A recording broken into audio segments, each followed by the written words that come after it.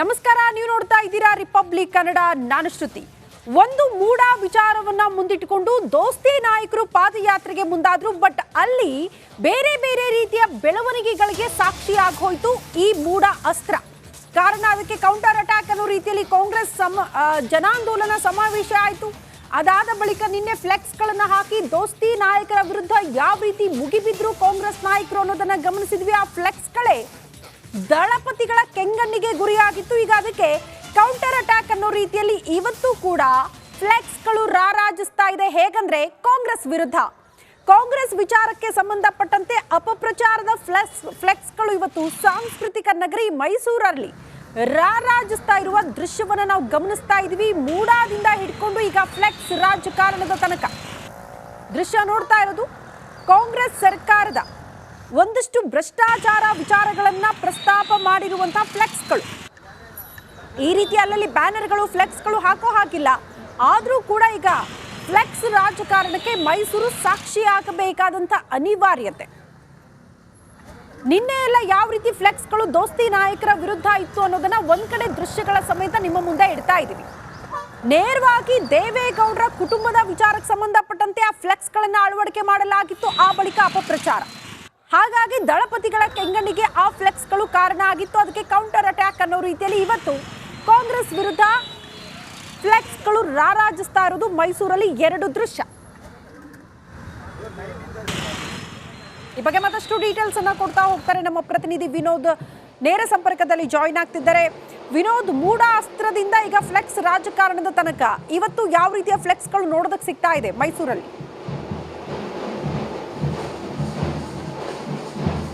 ಶ್ರುತಿ, ಈಗಾಗಲೇ ಏನೋ ದೋಸ್ತಿ ನಾಯಕರು ಕೂಡ ಈಗಾಗಲೇ ಏನೋ ಮೂಡಾದಲ್ಲಿ ಹಿಡಿದಿರುವಂತಹ ಹಗರಣದ ವಿಚಾರವಾಗಿ ಪಾದಯಾತ್ರೆ ನಂಬಿಕೊಂಡಿದ್ರು. ಇವತ್ತು 8ನೇ ದಿನಕ್ಕೆ ಪಾದಯಾತ್ರೆ ಕಾಲಿಟ್ಟಿದೆ. ನಿನ್ನೆ ಇದಕ್ಕೆ ಕೌಂಟರ್ ಕೊಡೋದಕ್ಕೆ ಕಾಂಗ್ರೆಸ್ ಕೂಡ ಜನಾಂದೋಲನ ಹೆಸರಲ್ಲಿ ಒಂದು ಬೃಹತ್ ಸಮಾವೇಶ ನಡೆಸಿತ್ತು. ಈ ಒಂದು ಸಮಾವೇಶದ ಉದ್ದೇಶ ಸಿಎಂ ಅವರನ್ನ ರಕ್ಷಣೆ ಮಾಡೋದಕ್ಕೆ ಎಲ್ಲರೂ ಕೂಡ ಕಟಿಬದ್ಧವಾಗಿದ್ದೀವಿ ಅನ್ನೋದನ್ನ ತೋರಿಸೋದಕ್ಕೆ ಎಲ್ಲರೂ ಕೂಡ ಒಗ್ಗಟ್ಟನ್ನ ಪ್ರದರ್ಶನ ಮಾಡಿದ್ರು. ಈ ಒಂದು ಸಂದರ್ಭದಲ್ಲಿ ಒಂದು ಫ್ಲೆಕ್ಸ್ ಸಾಕಷ್ಟು ದೊಡ್ಡ ಮಟ್ಟದ ಚರ್ಚೆಗೆ ಕಾರಣ ಆಗಿತ್ತು. ಮೂಡಾದಲ್ಲಿ ಕೇವಲ ದೇವೇಗೌಡರ ಕುಟುಂಬ ಪಡೆದಿರುವಂತಹ ಸೈಟ್ಗಳ ಪಟ್ಟಿ ಏನಿದೆ ಅದನ್ನ 2023ರಲ್ಲಿ ಬಿಜೆಪಿ ಒಂದು ಏನು ಅಡ್ವರ್ಟೈಸ್ಮೆಂಟ್ ಎಲ್ಲ ಕೊಟ್ಟಿತ್ತು. ಆ ಒಂದು ಫ್ಲೆಕ್ಸ್ ಅನ್ನ ಸುಮಾರು 25 ಕಡೆಗಳಲ್ಲಿ ಆ ಒಂದು ಫ್ಲೆಕ್ಸ್ ಗಳನ್ನ ಹಾಕಿದ್ರು. ಇದಕ್ಕೆ ಕೌಂಟರ್ ಕೊಡೋದಕ್ಕೆ ಇವತ್ತು ಕೂಡ ಏನು ಬಿಜೆಪಿ ಒಂದು JDS ನಾಯಕರು ವಿವಿಧ ಮಾಧ್ಯಮಗಳಲ್ಲಿ ಬಂದಿರುವಂತಹ ಏನು ಮೂಡ ಹಗರಣದ ವಿಚಾರವನ್ನ ಸುದ್ದಿ ಪ್ರಸಾರ ಆಗಿರುವಂತಹ ಪ್ರತಿಯೊಂದು ವಿಚಾರಗಳಲ್ಲೂ ಕೂಡ ಆ ಒಂದು ಪೋಸ್ಟರ್ ಹಾಕಿ ಸುಮಾರು 20ರಿಂದ 25 ಸ್ಥಳದಲ್ಲಿ ಯಾವ್ಯಾವ ಸ್ಥಳದಲ್ಲಿ ಕಾಂಗ್ರೆಸ್ ಯಾವ್ಯಾವ ಸ್ಥಳದಲ್ಲಿ ಪೋಸ್ಟರ್ ಹಾಕಿದ್ದು ಅದೇ ಜಾಗಗಳಲ್ಲಿ ಇವತ್ತು ಕೂಡ ಏನು ದೋಸ್ತಿ ನಾಯಕರು ಕೌಂಟರ್ ಅನ್ನ ಕೊಟ್ಟಿದ್ದಾರೆ. ಅಂದ್ರೆ ಒಂದು ಕಡೆ ಫ್ಲೆಕ್ಸ್ ರಾಜಕೀಯ, ಮತ್ತೊಂದು ಕಡೆ ಮೂಡ ಹಗರಣ ಇರ್ಬೋದು, ವಾಲ್ಮೀಕಿ ನಿಗಮದ ಹಗರಣ ಇರ್ಬೋದು. ಈ ಎರಡು ಹಗರಣಗಳಲ್ಲೂ ಕೂಡ ಸಿಎಂ ಅವರ ಪಾತ್ರ ಇದೆ. ಸೊ ಹೀಗಾಗಿ ರಾಜೀನಾಮೆಗೆ ದೋಸ್ತಿ ನಾಯಕರು ಎಲ್ಲರೂ ಕೂಡ ಒತ್ತಾಯವನ್ನು ಮಾಡ್ತಾ ಇದ್ದಾರೆ. ಮೈಸೂರು ಸಿಎಂ ತವರು ಜಿಲ್ಲೆ. ಸೊ ಹೀಗಾಗಿ ಈ ಸಿಎಂ ಅವರ ತವರು ಜಿಲ್ಲೆಯಲ್ಲಿ ತಮ್ಮ ಶಕ್ತಿ ಪ್ರದರ್ಶನಕ್ಕೆ ಈಗಾಗಲೇ ಬಿಜೆಪಿ ಮತ್ತು JDS ಇಬ್ಬರು ಕೂಡ ಮುಂದಾಗಿದ್ದಾರೆ. ಇವತ್ತು ಕೊಡುವಂತಹ ಒಂದು ಮೆಸೇಜ್ ಬಹಳ ಮುಖ್ಯ ಆಗುತ್ತೆ. ಸೊ ಹೀಗಾಗಿ ಒಂದು ಕಡೆ ಫ್ಲೆಕ್ಸ್ ರಾಜಕಾರಣ, ಮತ್ತೊಂದು ಕಡೆ ರಾಜೀನಾಮೆಗೆ ಒತ್ತಾಯಿಸಿ ಇವತ್ತು ನಡೀತಾ ಇರುವಂತಹ ಸಮಾವೇಶ ಸಾಕಷ್ಟು ಕುತೂಹಲ ಮೂಡಿಸ್ತಾ ಇದೆ. ಇವತ್ತು ದೇವೇಗೌಡರು ಖುದ್ದು ಇವತ್ತು ಸಮಾವೇಶಕ್ಕೆ ಬರ್ತಾರೆ ಅನ್ನುವಂತಹ ಮಾಹಿತಿಗಳಿದೆ.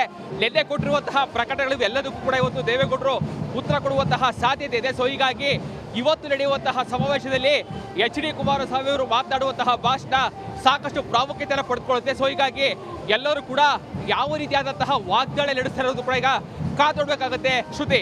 ಓಕೆ ವಿನೋದ್, ಹೇಗ್ ಕಾಣಿಸ್ತಾ ಇದೆ ಇಲ್ಲಿನ ಸನ್ನಿವೇಶ, ವಾತಾವರಣ, ಸಂಭ್ರಮ? ಕಾರಣ ಇವತ್ತು ದೋಸ್ತಿ ನಾಯಕರ ಪಾದಯಾತ್ರೆಗೆ ಸಂಬಂಧಪಟ್ಟಂತೆ ಅವರ ಶಕ್ತಿ ಪ್ರದರ್ಶನ ಕೂಡ ಆಗುತ್ತೆ ಅಲ್ಲಿ.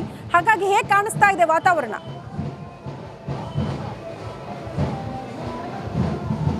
ಶ್ರುತಿ, ಏನ್ ಎಲ್ಲೇ ಸಮಾವೇಶ ನಡೆದು ಅದೇ ಸ್ಥಳದಲ್ಲಿ ಇವತ್ತು ಕೂಡ ಸಮಾವೇಶ ನಡೀತಾ ಇದೆ. ಸುಮಾರು 1 ಲಕ್ಷಕ್ಕೂ ಹೆಚ್ಚು ಜನರ ಕಾರ್ಯಕರ್ತರ ಸೇರಿಸಿ ಏನು ಸಿಎಂ ಅವರ ರಾಜೀನಾಮೆಗೆ ಒತ್ತಾಯ ಮಾಡೋದಕ್ಕೆ ಈಗಾಗಲೇ ದೋಸ್ತಿ ನಾಯಕರು ಪ್ಲಾನ್ ಮಾಡ್ಕೊಂಡಿದ್ದಾರೆ. ಇದಕ್ಕೂ ಮುನ್ನ ಅಂದ್ರೆ ಈಗಾಗಲೇ ನೆಲ ಸಂಜೆಯೇ ಮೈಸೂರಿಗೆ ತಲುಪಿರುವಂತಹ ಪಾದಯಾತ್ರೆ ಇವತ್ತು ಮೈಸೂರಿನ ರಾಘವೇಂದ್ರ ಸ್ವಾಮಿ ದೇವಸ್ಥಾನದಿಂದ ಮತ್ತೆ ಪಾದಯಾತ್ರೆ ಆರಂಭ ಆಗುತ್ತೆ. ಅದಕ್ಕೆ ಬೇಕಾದಂತಹ ಸಿದ್ಧತೆಗಳನ್ನ ಮಾಡಿಕೊಳ್ಳಲಾಗಿದೆ. ಈಗಾಗಲೇ ವಿಜೇಂದ್ರರು ಕೂಡ ದೇವಸ್ಥಾನಕ್ಕೆ ಒಂದು ಪೂಜೆಯನ್ನು ಸಲ್ಲಿಸಿ ಇಲ್ಲಿಂದ ಸುಮಾರು 1-1.5 ಕಿಲೋಮೀಟರ್ ಅಷ್ಟು ಪಾದಯಾತ್ರೆ ನಡೆಯುತ್ತೆ. ಆ ಒಂದು ಪಾದಯಾತ್ರೆಗೆ ಚಾಲನೆ ಎಲ್ಲ ಕೊಡ್ತಾರೆ. ಇಲ್ಲಿಂದ ಅವರು ನೇರವಾಗಿ ಸಮಾವೇಶ ನಡೆಯುವಂತಹ ಸ್ಥಳಕ್ಕೆ ಹೋಗ್ತಾರೆ. ಅಲ್ಲಿ ನಿಜಕ್ಕೂ ಕೂಡ ಇವತ್ತು ಯಡಿಯೂರಪ್ಪ ಅವರ ಭಾಷಣ ಇರ್ಬೋದು, ಜೊತೆಗೆ BY ವಿಜಯೇಂದ್ರ ಅವರ ಭಾಷಣ ಇರ್ಬೋದು, ಕುಮಾರಸ್ವಾಮಿ ಅವರ ಭಾಷಣ ಇರ್ಬೋದು, ಎಲ್ಲರೂ ಕೂಡ ಇವತ್ತು ಸಿಎಂ ಹಾಗೂ DCM ಅವರ ವಿರುದ್ಧ ಯಾವ ರೀತಿಯಾದಂತಹ ವಾಗ್ದಾಳಿಯನ್ನ ನಡೆಸ್ತಾರೆ, ಅವರಿಗೆ ಯಾವ ರೀತಿಯಾದಂತಹ ಕೌಂಟರ್ ಅನ್ನ ಕೊಡ್ತಾರೆ ಅನ್ನೋದು ಕೂಡ ಈಗ ಸಾಕಷ್ಟು ಪ್ರಾಮುಖ್ಯತೆ ಪಡೆದುಕೊಳ್ತಾ ಇದೆ. ಯಾಕಂದ್ರೆ ನೆಲೆ ಸಿದ್ದರಾಮಯ್ಯನವರು ಕೂಡ ಯಾವುದೇ ಕಾರಣಕ್ಕೂ ಕೂಡ ರಾಜೀನಾಮೆ ಕೊಡೋದಿಲ್ಲ, ಯಾರು ಬೇಕಾದ್ರೂ ಪಾದಯಾತ್ರೆ ಏನ್ ಮಾಡಿದ್ರು ಕೂಡ ನಾವು ತಲೆನ ಕೆಡಿಸ್ಕೊಳ್ಳೋದಿಲ್ಲ ಅಂತ ಹೇಳಿ ಒಂದು ಸಂದೇಶವನ್ನ ಪಾಸ್ ಮಾಡಿದ್ರು. DK ಶಿವಕುಮಾರ್ ಕೂಡ HD ಕುಮಾರಸ್ವಾಮಿ ವಿರುದ್ಧವಾಗಿ ಸಾಕಷ್ಟು ವಾಗ್ದಾಳಿ ನಡೆಸಿದ್ರು. ಆದ್ರೆ ಅವರ ವೈಯಕ್ತಿಕ ವಿಚಾರಗಳಿರ್ಬೋದು, ಪ್ರತಿಯೊಂದನ್ನು ಇಟ್ಕೊಂಡು ಸಾಕಷ್ಟು ವಾಗ್ದಾಳಿ ನಡೆಸಿದ್ರು. ಇದಕ್ಕೆ ಕುಮಾರಸ್ವಾಮಿ ವಿರುದ್ಧ ಯಾವ ರೀತಿಯಾದಂತಹ ಕೌಂಟರ್ ಕೊಡ್ತಾರೆ, ಜೊತೆಗೆ ಯಡಿಯೂರಪ್ಪನವರ ವಿರುದ್ಧ ಖಾಸಗಿ ವಿಚಾರಗಳನ್ನು ಕೂಡ ಇವತ್ತು ಎತ್ಕೊಂಡು ಮಾತನಾಡಿದ್ರು. ಇವತ್ತು ಸಾಕಷ್ಟು ಪ್ರಾಮುಖ್ಯತೆ ಅವರ ಭಾಷಣದಲ್ಲಿದೆ. ಶ್ರುತಿ. ಓಕೆ ವಿನೋದ್, ಧನ್ಯವಾದಗಳು ತಮ್ಮೆಲ್ಲ ಮಾಹಿತಿಗೆ.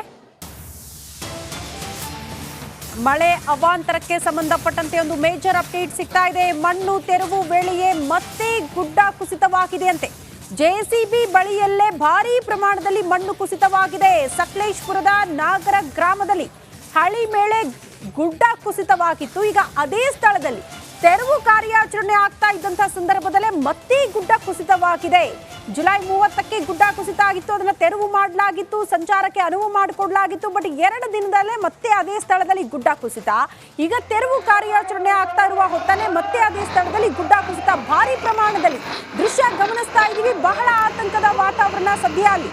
ಯಾವ ಕ್ಷಣಕ್ಕೆ ಏನಾಗುತ್ತೆ ಅಂತ ಹೇಳೋದಕ್ಕಾಗಲ್ಲ. ಈಗ ತೆರವು ಮಾಡಿದ್ರೆ ಮತ್ತೆ ಅಲ್ಲೇ ಗುಡ್ಡ ಕುಸಿತ ಆಗುತ್ತೆ, ಅಪಾರ ಪ್ರಮಾಣದಲ್ಲಿ ಮಣ್ಣು ತುಂಬಿಕೊಳ್ಳುತ್ತೆ. ಈಗ JCB ಮೂಲಕ ನಿರಂತರವಾಗಿ ಅಲ್ಲಿ ಮಣ್ಣು ತೆರವು ಕಾರ್ಯಾಚರಣೆಯಲ್ಲಿ ಸಿಬ್ಬಂದಿ ನಿರತರಾಗಿದ್ರು. ಅದೇ ಹೊತ್ತಲ್ಲಿ ಮಣ್ಣು ಕುಸಿತ, ಗುಡ್ಡ ಕುಸಿತ ಆಗಿರುವ ದೃಶ್ಯವನ್ನು ನಾವು ಗಮನಿಸ್ತಾ ಇದ್ವಿ. ಪದೇ ಪದೇ ಅದೇ ಭಾಗದಲ್ಲಿ ಗುಡ್ಡ ಕುಸಿತ ನೋಡಿ. ಏನಾದ್ರೂ ಹೆಚ್ಚು ಕಡಿಮೆ ಆಗಿದ್ರೆ, ಯಾರ ಮೇಲಾದ್ರೂ ಈ ಅಪಾರ ಪ್ರಮಾಣದ ಮಣ್ಣು ಬಿದ್ದಿದ್ರೆ ಕಾರಣ ಕೆಳಗಡೆ ತೆರವು ಕಾರ್ಯಾಚರಣೆ ಆಗ್ತಾ ಇದೆ. ಈ ಬಗ್ಗೆ ಮತ್ತಷ್ಟು ಡೀಟೇಲ್ಸ್ ಅನ್ನ ಕೊಡ್ತಾ ಹೋಗ್ತಾರೆ ನಮ್ಮ ಪ್ರತಿನಿಧಿ ಖುಷ್ವಂತ್ ದೂರವಾಣಿ ಸಂಪರ್ಕದಲ್ಲಿ. ಖುಷ್ವಂತ್, ತೆರವು ಮಾಡೋಕ್ಕೂ ಕೂಡ ಆತಂಕದ ವಾತಾವರಣ ಅನ್ಸುತ್ತೆ ಆ ಸ್ಥಳದಲ್ಲಿ. ಶ್ರುತಿ, ಸಕಲೇಶ್ಪುರದ ಆಚಂಗಿ ಬಳಿ ರಾತ್ರಿ ರೈಲ್ವೆ ಹಳಿ ಮೇಲೆ ಗುಡ್ಡ ಕುಸಿತ ಅಂದ್ರೆ ಮಣ್ಣು ಗುಡ್ಡೆ ಕುಸಿದು ಬಿದ್ದಿತ್ತು. ಹಾಗೆ ರಾತ್ರಿಯಿಂದಲೇ ಕೂಡ ಅದರ ತೆರವು ಕಾರ್ಯಾಚರಣೆ ಮಾಡಲಾಗಿತ್ತು. ಮತ್ತೆ ಎಲ್ಲಾ ರೈಲು ಸಂಚಾರ, ಆ ಮಾರ್ಗದ ರೈಲು ಸಂಚಾರಗಳನ್ನ ಸ್ಥಗಿತಗೊಳಿಸಲಾಗಿತ್ತು. ಇನ್ನು ರೈಲ್ವೆ ಮೂಲಗಳ ಪ್ರಕಾರ ಇನ್ನ ಕೆಲವೇ ಗಂಟೆಗಳಲ್ಲಿ ಆ ಗುಡ್ಡ ಕುಸಿತ ಏನು ಮಣ್ಣು ಹಳಿ ಮೇಲೆ ಬಿದ್ದಿತ್ತು ಅದೆಲ್ಲ ತೆರವು ಮಾಡಿ ಮಧ್ಯಾಹ್ನದೊತ್ತಿಗೆ ಬಹುಶಃ ಕೆಲಸ ಮುಗಿಲಿಕ್ಕಿತ್ತು. ಆದ್ರೆ ಇನ್ನೇನು ತೆರವು ಮಾಡಿ ಕೆಲಸ ಕಾರ್ಯ ಮುಗಿತಾ ಬರ್ತಾ ಇರುವಂತೆ ಈಗ ನೋಡ್ತಿದ್ದಂತೆ ಅಲ್ಲಿ ಮತ್ತೆ ಮಣ್ಣಿನ ಗುಡ್ಡೆ ಕುಸಿದು ಬಿದ್ದಿದೆ. ಹಾಗೆ ಪ್ರಕೃತಿ ಮುಂದೆ ಯಾರು ಕೂಡ ಮಾನವ ಏನು ಮಾಡ್ಲಿಕ್ಕಾಗಲ್ಲ ಅನ್ನೋದು ಈ ದೃಶ್ಯ ಸಾಕ್ಷಿಯಾಗಿದೆ. ಜೊತೆಗೆ ಆ ಭಾಗದಲ್ಲಿರುವ ಮಣ್ಣು ಈ ಭಾರಿ ಮಳೆಗೆ ಎಲ್ಲಾ ಕಡೆ ಸಡಿಲಗೊಂಡಿರುವಂತದ್ದು. ಹಾಗೆ 90 ಡಿಗ್ರಿ ಎಲ್ಲೆಲ್ಲ ಮಣ್ಣಿನ ಗೆರೆಗಳಿದೆ, ಅಂದ್ರೆ ಮಣ್ಣಿನ ದಿಬ್ಬಗಳಿದೆ, ಅಂತಹ ಜಾಗದಲ್ಲಿ ಮಣ್ಣು ಸಹಜವಾಗಿ ಈಗ ಶಿಥಿಲ ಹಿಡಿದು ಅದು ಕುಸಿತಾ ಇರುವಂತದ್ದು. ಹೀಗಾಗಿ ಇನ್ನೇನು ಈ ಒಂದು ರಸ್ತೆ, ಈ ಒಂದು ರೈಲ್ವೆ ಹಳಿ ತೆರವು ಆಯ್ತು ಅನ್ನುವಂತಹ ಸಂದರ್ಭದಲ್ಲೇ ಈಗಾಗಲೇ ಮತ್ತೆ ಬೃಹತ್ ಪ್ರಮಾಣದ ಮಣ್ಣು ಕುಸಿತಿರುವಂತದ್ದು. ಜೊತೆಗೆ ಕೆಲಸ ಮಾಡ್ತಿದ್ದಂತ ಇಟಾಚಿ ಮೇಲೆ ಮಣ್ಣು ಕುಸಿತಿದೆ. ಅದೃಷ್ಟವಶಾತ್ ಅಲ್ಲಿ ಪಕ್ಕದಲ್ಲಿ ಯಾರು ಕೂಡ ಕೆಲಸ ಕಾರ್ಮಿಕರು ಇಲ್ಲದ ಕಾರಣ ಯಾರ ಮೇಲೂ ಕೂಡ ಯಾವುದೇ ಒಂದು ಅಪಾಯವಾಗುವಂತ